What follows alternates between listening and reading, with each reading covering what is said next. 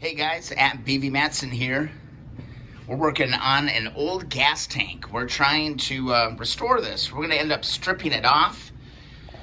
But before we do that, I think it's really important that we take notice of the decal or the painted stripe that are on these vintage gas tanks. Because if I just go take this out, start stripping it, I'm going to lose this design. And trying to remember this from memory is going to be really, really tough. So before you strip your tank, I'm telling you, do a quick stencil of what this graphic looks like. These graphics are not cheap, all right? I've seen them $100 for a pair of decals to be able to put on a tank. And I'm telling you, I think you can make these yourself. And I think before we strip the tank, one thing that's gonna help us kind of recreate or restore this tank with the proper decal is to make a quick stencil. So here's how I'm gonna do it. Sometimes the simplest things are the best solutions. So get yourself something that's really pliable, something that moves, something that can be a little bit flexible, and something that you can actually see through, and grab yourself a little Sharpie. All right. So basically what we're gonna do is we're just gonna lay this plastic sheathing, which is super flexible and is gonna be able to work the contours of the tank. And basically, we're just gonna draw out this entire pattern. It makes the corners, and I think it's gonna be pretty damn spot on. You just wanna keep it really smooth as you go. You also don't want the material moving around on you while you're working on this. So one tip that I thought works really good is to get yourself a little bit of soapy water and just spritz the top of the tank. It's just soapy water. You can just use water. I don't think you even need the soap. But the cool thing is that if you lay this on here, you're gonna get this little adhesion line. This piece of plastic is not gonna move. It's gonna stay there, peel it up. Look at that. Really simple. Otherwise, I guess you could like strap rubber bands around it or maybe even, tape it down. But I don't think that's really necessary, to be quite honest. Just a little spritz of water. I mean, it could be anything. It just needs a little bit of moisture underneath so that we can get to town and draw out our line. Now we've got this kind of sitting here, we can kind of cut away any excess on this material just to make it as easy as possible. So I'm just going to cut around and cut my piece kind of to the general shape of the tank. Again, this is going to get transferred over to like a, a vinyl print material or a sticker material, something like that. But I just want to, again, just save this contour, save the template, so I can get a really accurate reproduction for a heck of a lot cheaper than going online and buying these darn things, guys. So yeah, simple. One more little snipperoo right there and we're good. All right, so now this is in place. Basically just a little bit of firm pressure in here. And let's start going to work. Having a flat edge here is gonna be really helpful. So what I'm gonna grab is my flexible flat edge. And on anything that is super straight, just gonna line this up on the outside and start kind of running my lines for this. Now you can see this decal actually kind of moves away from the straight edge at a particular point. So I'm just gonna note that. I'm gonna note that and I'm gonna stop before it kind of starts to delineate away. I'm gonna get my flat edge going across here. Now, are these gonna be 100% perfect? Probably not. Another thing, but it's gonna be close enough, honestly. And then what you wanna do is just kind of push your plastic material out. Kind of, you're kind of working from the inside out on this. What I wanna do is I wanna grab this line and I wanna steal that line just like that. So when you're cutting out your decal, you're gonna wanna work from the inside of this line that we're drawing. So I'm gonna just keep going and hit all of my straight edges as close as I possibly can. Take your time, go slow.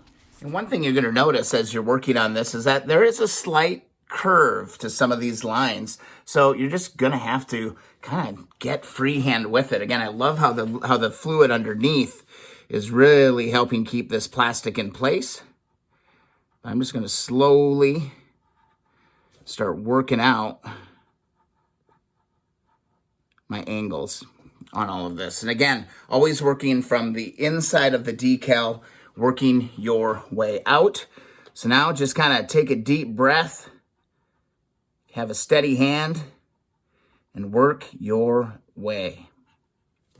So again, just one thing to just really note here is that you're drawing on the inside colored part of the decal. You're not going on the outside necessarily of this. You're just trying to get as accurate of a representation as you can. So I've actually never done this before, but I think it's going to work out really well. Having a steady hand really helps. It's harder than it looks. It's inevitable on these old tanks that you are going to run across parts where your decal is gone. Here you can see it. I mean, guys, at this point, you really just need to kind of eyeball it. Kind of go for it. Just remember as you're doing this to keep pressure on the middle of the decal and work your way to the out. You want that stuff flat on the tank. So we've got the whole design kind of outlined here. And these curves are tricky. Just take your time and make sure you're getting a nice smooth contour on everything. Now, for alignment purposes, I think it would be fantastic in your template to kind of maybe mark out the badge area. All right, there doesn't need to be a sticker underneath here. So let's mark that out on the thing. And then let's also mark out our posts. I think marking those posts is going to help lay this thing down properly when we get to that point. So just double check your work. Make sure you got everything. I've got the whole bottom line going all the way through here. I've got the curve, got this, got the inside of the line. Looks a little messy, but it don't matter. We're going to cut this out and it's going to look fantastic.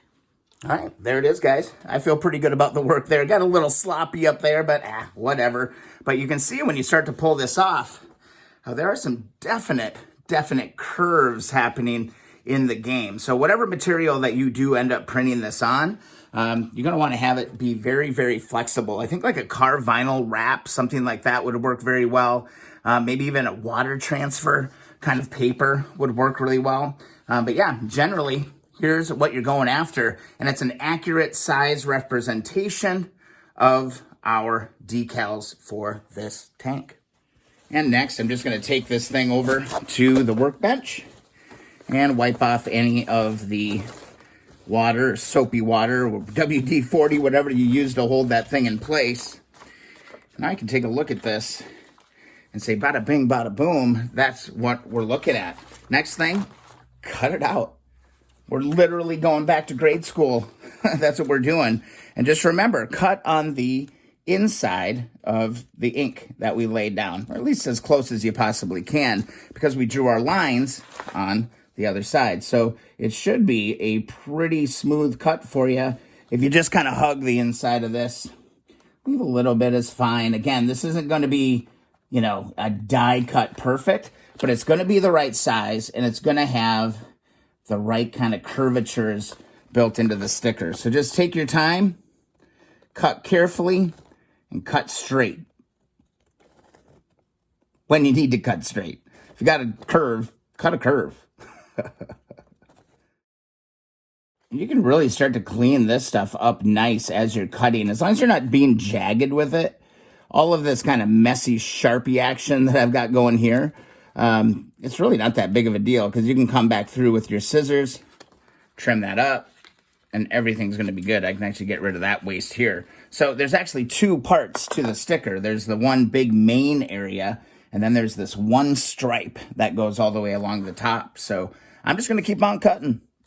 All right, there we have it. Here's our main decal, or template right here. Let's see how we did. Got it right here. Let's see, it flips over this way. See how this plastic is great, because it already has kind of molded to the shape of that. And we can just slide this into position. See how we did.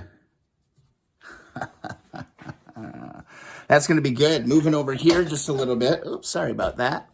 We can come in and we can check our front edge. That is going to be good enough for me, guys. And that's all going to lay down there. I've got a nice, accurate representation of what this decal looked like. So after I blast this tank, I can deal with that. I don't want to forget about this other little stripe here. So you can lay this one in and make sure. This was a tricky one. These small ones aren't nearly as fun. Big, bold graphics are a lot easier. But one thing I really noticed when I started working on this one is that there is a pretty significant kind of jut out on this, okay? It kind of pops out. So, yeah, there's little angles and curves that are going to come into this.